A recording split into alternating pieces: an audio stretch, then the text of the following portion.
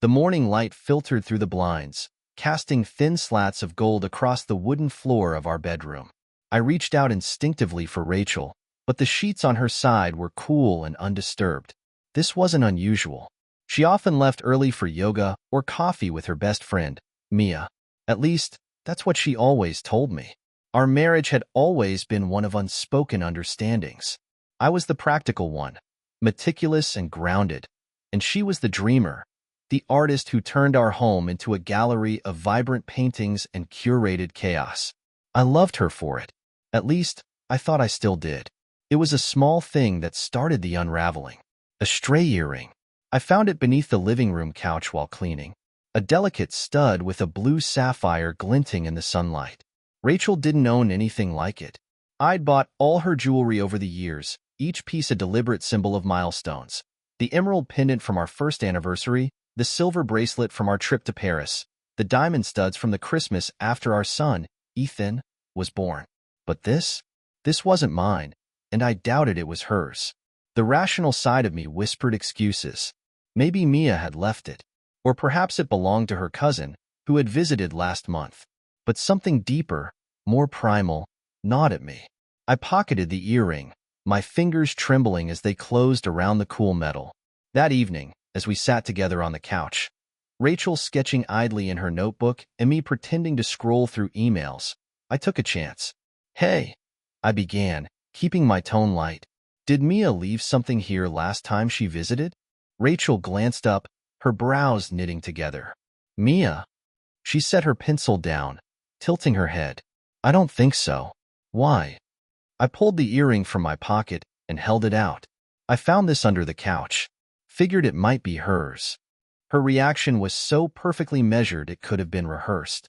She frowned, leaning closer to examine it, then shook her head. "Nope, not Mia's." "Weird, though. Maybe it's Ethan's teacher? Remember, she came over for that parent-teacher conference last month?" The lie was so casual, so effortless, that for a moment I doubted myself. But Rachel didn't meet my gaze when she said it, her eyes lingering too long on the earring before she placed it on the coffee table. "Yeah," I said, forcing a chuckle. "Must be." That night, as she slept beside me, her breathing slow and steady, I lay awake staring at the ceiling. I'd never questioned Rachel before.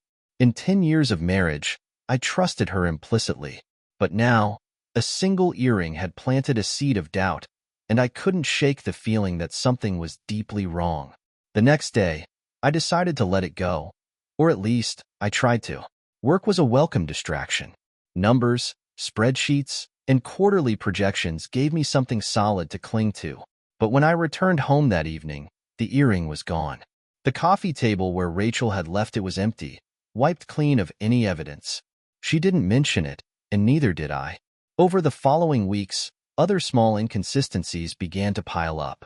A missed yoga session. A text message she dismissed too quickly. A dinner with Mia that stretched late into the night, with no pictures or inside jokes shared afterward as usual. It wasn't until Ethan's soccer game 2 Saturdays later that the pieces began to fall into place. Rachel had arrived late, her face flushed and her hair hastily tied back.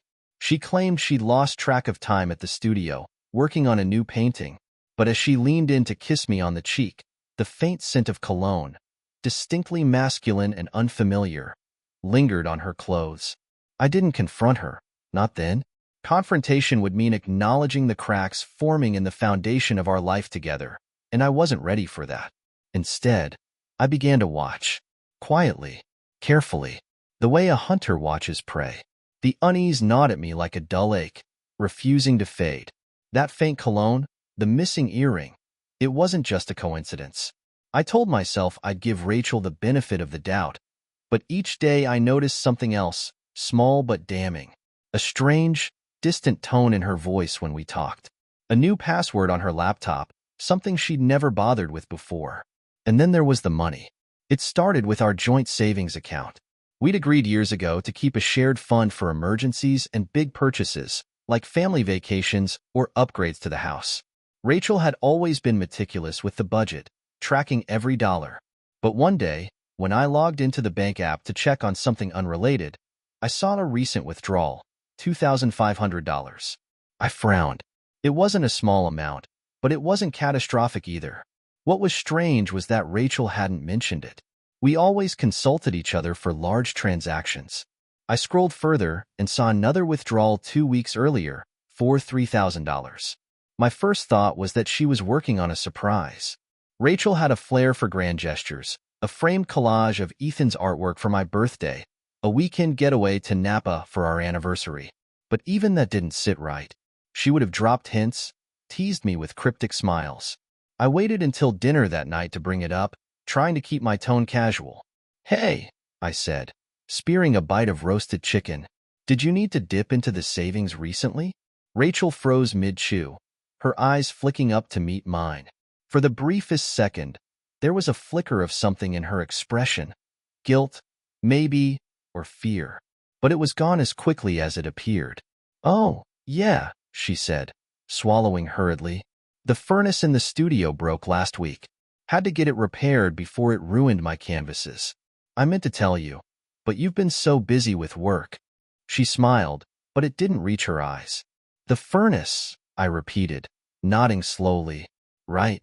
That night, as Rachel slept beside me, I checked our utility bills. The studio was listed as a separate address under her name, but I had access to the accounts. There was no recent service call, no payment to a heating company. My stomach tightened. Rachel had lied. But why? Where was the money going? The question haunted me the next day. I couldn't focus at work. Every time I closed my eyes, I saw Rachel's forced smile, heard her too casual explanation. By lunch, I couldn't take it anymore. I stepped outside into the crisp autumn air and called the bank.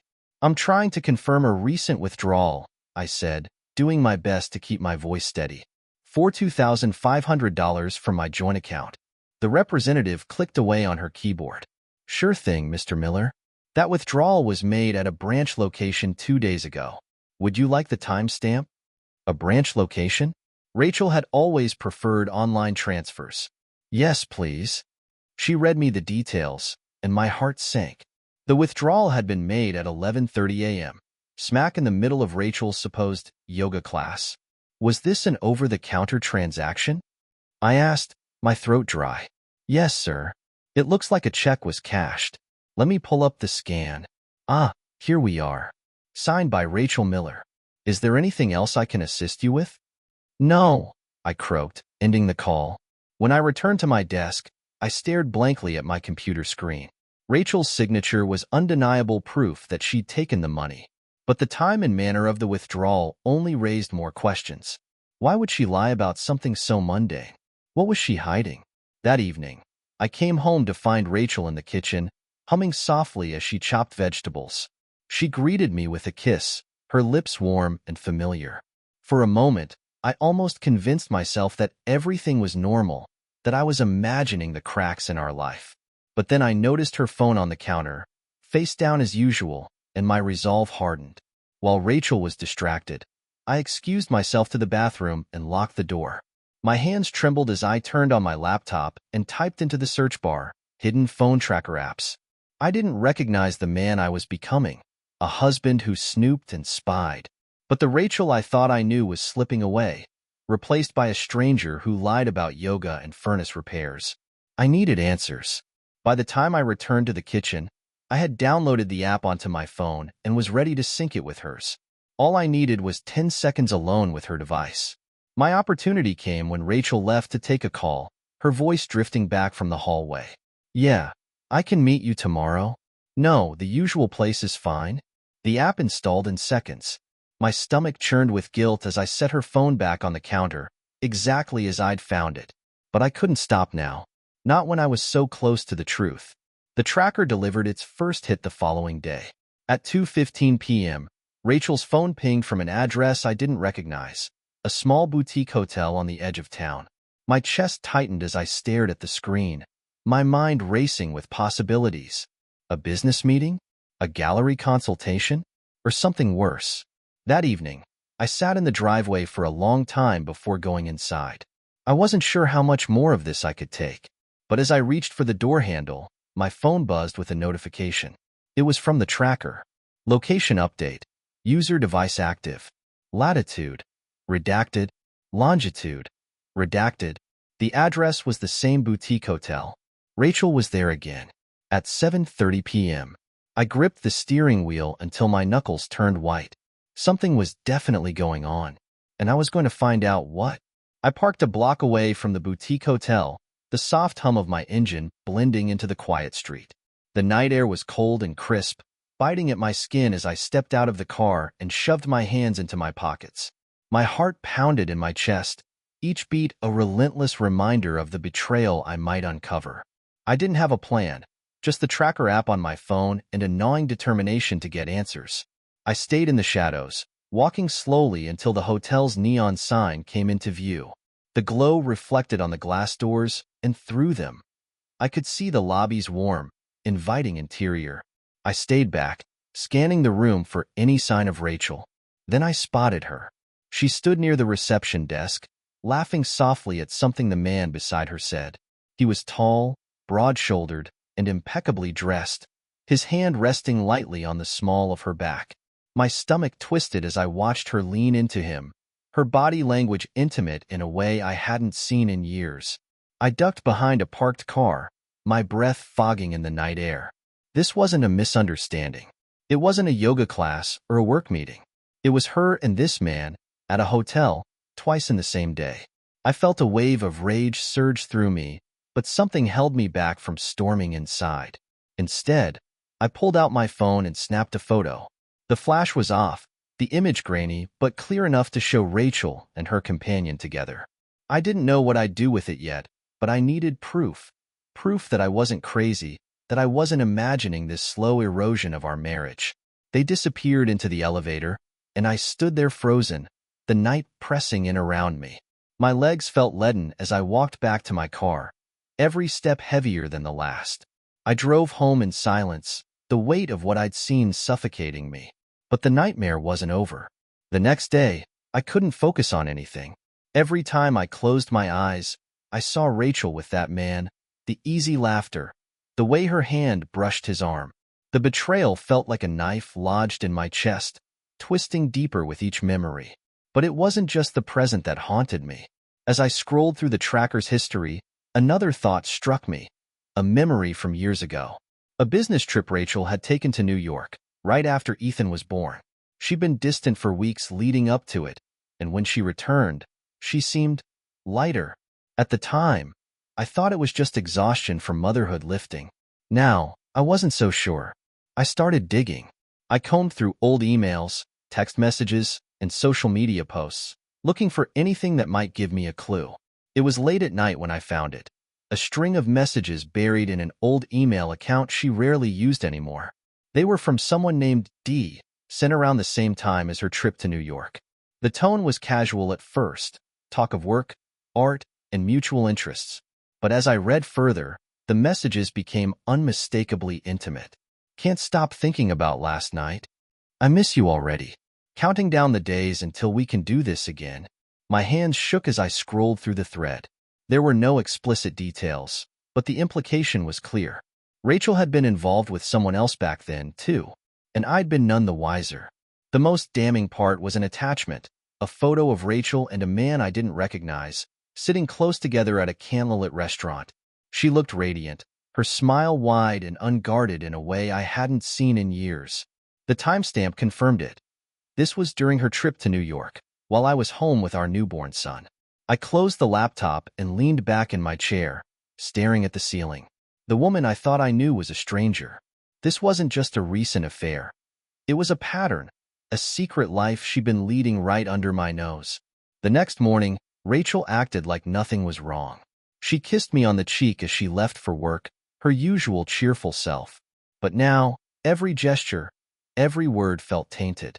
I couldn't look at her without hearing those emails in my head, without seeing her in that hotel lobby. I decided to confront her. But not yet. I needed to be methodical, to gather every piece of evidence before I made my move. That evening, while Rachel was in the shower, I retrieved her phone and opened the tracker app I'd installed. It showed a new location, a coffee shop on the other side of town. Curious, I scrolled back through her history, trying to piece together a timeline. That's when I noticed a pattern. Every few weeks, She visited the same location, a storage unit complex. Why would Rachel need a storage unit? We had plenty of space at home, and as far as I knew, she didn't own anything worth storing. I decided to find out. The next day, I took an extended lunch break and drove to the address. The complex was nondescript, rows of identical metal doors with numbered plaques. I parked a few spaces away from the office and walked inside, trying to look casual. The attendant at the desk barely glanced at me as I approached. "Can I help you?" "Yes," I said, keeping my tone light. "I'm looking for a unit. My wife and I might need some extra storage space." He nodded, sliding a pamphlet across the counter. "We've got a few available. What size are you thinking?" "Actually," I said, leaning in slightly, "I think my wife might already have one here." "Rachel Miller? I just want to make sure it's the right size for what we need." He typed the name into his computer, then frowned. "Unit 237. She's had it for a while." "Right," I said, forcing a smile. "Can I take a look? Just to make sure everything's in order?" He hesitated. "Sorry, sir, but only the account holder can access the unit." "Of course," I said, backing away. "Thanks for your help."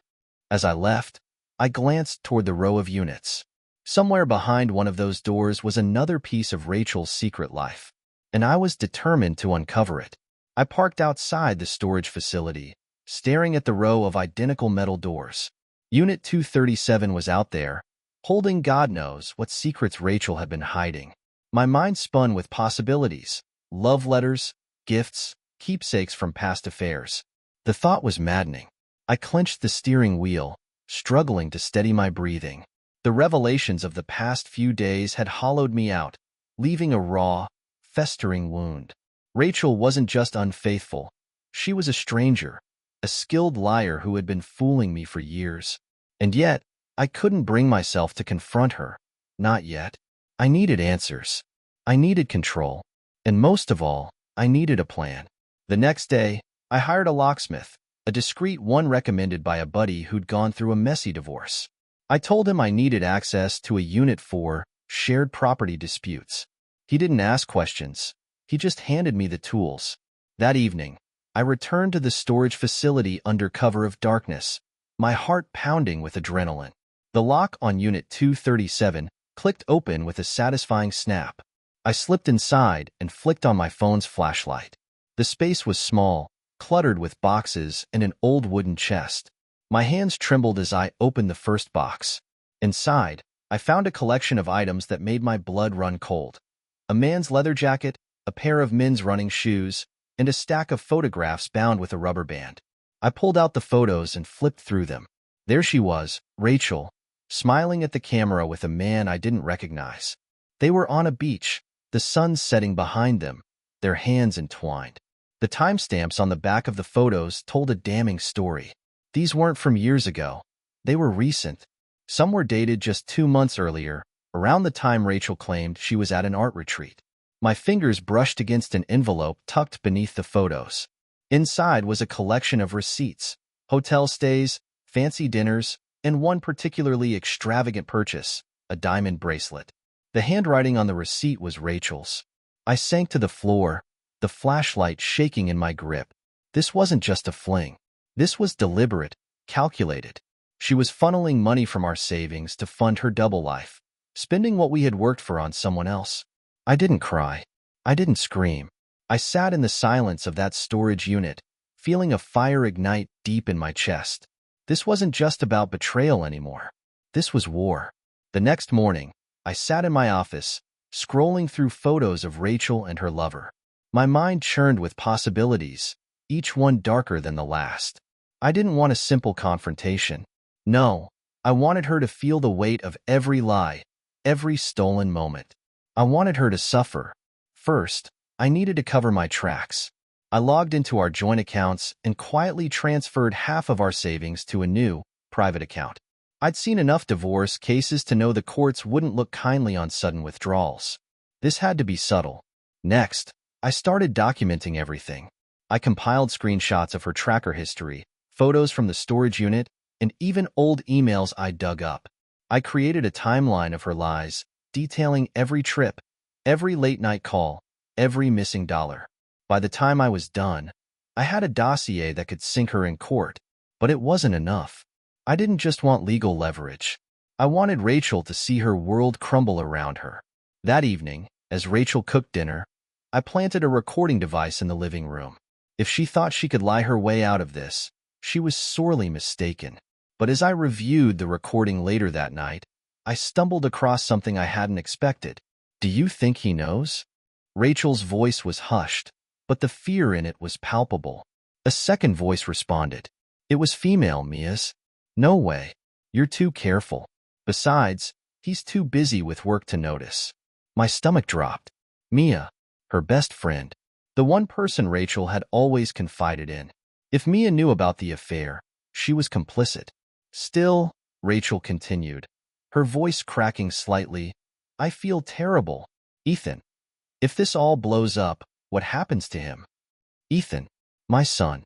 The implications of her words hit me like a freight train. The DNA test kit I'd ordered weeks ago, after finding that first earring, suddenly took on a chilling significance. Was this about Ethan? Was there a chance he wasn't mine? Over the next week, I put my plan into action. I installed more cameras around the house, focusing on areas Rachel frequented when she thought she was alone. I planted a second tracker on her car, syncing it with my phone for real-time updates. If she so much as stepped outside for coffee, I'd know. But the real trap was financial. Using a lawyer recommended by my brother, I drafted paperwork to freeze Rachel's access to our accounts. Once the funds transfer cleared, I'd be in complete control. If she tried to take money, she'd hit a brick wall. I also scheduled a meeting with a private investigator. I needed more on the man she was seeing, his identity, his connections, and any leverage I could use against him. The investigator's report came back faster than I expected. His name was Greg Walters, a real estate developer with a reputation for shady dealings. He was married, with 2 kids and a sprawling estate just outside the city. The photos the investigator provided showed Greg and Rachel together at various locations, their affair playing out like a bad soap opera. Then, the envelope arrived. I stared at the return address, my hands trembling as I opened it. Inside were the results of the DNA test. I unfolded the paper, my eyes scanning the text. Probability of paternity, 99.99%. Relief flooded through me, mingled with a fresh surge of anger. Ethan was mine. Whatever lies Rachel had told, whatever betrayal she had committed, she couldn't take that from me. But now, I had all the ammunition I needed. It was time to pull the trigger. Rachel came home late that evening, her smile easy, her demeanor calm. If she noticed my tension, she didn't show it. She kissed me on the cheek and slipped into her routine, washing her hands, putting away her things, humming as she moved around the kitchen. It was all so normal, except it wasn't. Not anymore. I watched her like a hawk as I leaned casually against the counter, sipping a beer. My heart raced in anticipation of what I was about to do. The dossier was ready. The finances were secured, and the stage was set for the final act. The next morning, I called in sick to work. Rachel left the house as usual, her tracker pinging at the boutique hotel. She didn't even bother lying about yoga anymore. I spent the day finalizing every piece of my plan. By the time she returned home, everything was in motion. When she walked through the door that evening, the living room was dimly lit, the TV playing softly. A glass of wine sat on the coffee table beside an envelope. The envelope. "Hey," she said, kicking off her shoes. "You're home early." "I thought we could talk," I said, my voice even. Her brow furrowed, but she nodded and sat across from me. "What's up?" I pushed the envelope toward her. "Open it." She hesitated, glancing up at me. "What's this?" "Go ahead." Her fingers trembled slightly as she picked up the envelope and pulled out the contents. Photos spilled onto the table, the pictures from the storage unit, the screenshots of her hotel visits, the receipts, everything. Her face paled as she flipped through them, her expression shifting from confusion to horror. "I don't understand," she whispered, her voice shaky. "Where did you get these?" "I think the better question," I said, leaning forward, "is why I had to get them at all." Rachel looked up, her eyes wide and glassy. "This isn't what it looks like." "Stop." My voice cut through her excuses like a blade. "I know about Greg. I know about the money you've been funneling from our savings. I know about the storage unit. And I know this isn't the first time. She froze, her lips parting as if to argue, but no sound came out. I trusted you, Rachel, I continued, my voice rising. For 10 years, I gave you everything. And this is how you repay me? Tears welled up in her eyes, but I felt no sympathy. She had stolen from me, not just money, but time, love, and the life I thought we were building together. For a moment, the room was silent except for the hum of the refrigerator. Then Rachel finally spoke, her voice barely above a whisper. I'm sorry, she said, her tears spilling over. It just happened. Greg and I. It wasn't supposed to mean anything. Stop lying, I snapped. This wasn't some one-time mistake, Rachel. This was calculated. Months, years of lies. And for what? For him? A married man who uses you like a toy? Her sobs grew louder, but I didn't let up. Did you even think about Ethan? About what this would do to him? Or was that just an inconvenience to your little fantasy? Her head snapped up, guilt flashing across her face. Ethan has nothing to do with this. Doesn't he? I interrupted. Do you want to explain the hotel visits? The money? Or were you planning to keep pretending this was all normal? Rachel buried her face in her hands, and for a brief moment, I thought she might finally take responsibility. But then she looked up, her eyes red and defiant. You're not perfect either, she said, her voice shaking. You've been so obsessed with work, with your deadlines and spreadsheets, that you didn't even notice how distant we've been. I felt invisible, David, like I didn't matter anymore. Her words stung, but I didn't let them derail me. So what? I shot back. Your solution was to destroy our family? To humiliate me? To blow up everything we built? I didn't mean for it to go this far, she whispered, her voice cracking. I stood, pacing the room as the adrenaline surged through me. You didn't mean for it to go this far, I repeated, laughing bitterly. Well, it has. And now, you're going to face the consequences. Her face twisted in confusion. What are you talking about? I've already spoken to a lawyer, I said. I've frozen your access to our accounts. The money you stole? That's gone. And if you try to fight me on custody, I'll make sure every judge in the state sees this. I gestured to the pile of evidence on the table. Rachel's eyes widened in panic. David, please. Don't do this. Don't take Ethan from me. I'm not taking Ethan, I said coldly. You did that the moment you chose Greg over your family. Her sobs grew louder, but I turned away, pulling out my phone. I hope Greg is worth it, Rachel, because you'll need him after this. What are you doing? She asked, her voice trembling. Calling his wife, I said, dialing the number I'd gotten from the private investigator. She deserves to know, don't you think?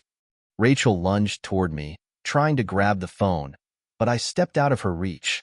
Please, David, don't do this. I'll fix it. I'll end it with Greg, I swear. It's too late for that, I said, holding the phone to my ear as it rang. You made your choice. The conversation with Greg's wife was short but effective. By the time I hung up, Rachel was on the floor, sobbing uncontrollably. I watched her for a moment, feeling nothing but emptiness. This was the woman I had loved, the mother of my child, and now she was a stranger, someone I couldn't recognize. I didn't sleep that night. By morning, Rachel's things were packed in boxes by the door. She left without a fight, her eyes hollow, her voice barely audible as she whispered goodbye to Ethan. I knew the road ahead wouldn't be easy. Divorce, custody battles, explaining things to Ethan. But as I watched Rachel drive away, I felt a strange sense of relief. The lies were over. The facade had crumbled. And for the first time in years, I could see a path forward, one without her. And that's how it ended. If you enjoyed this story, don't forget to subscribe, like, and comment your thoughts below.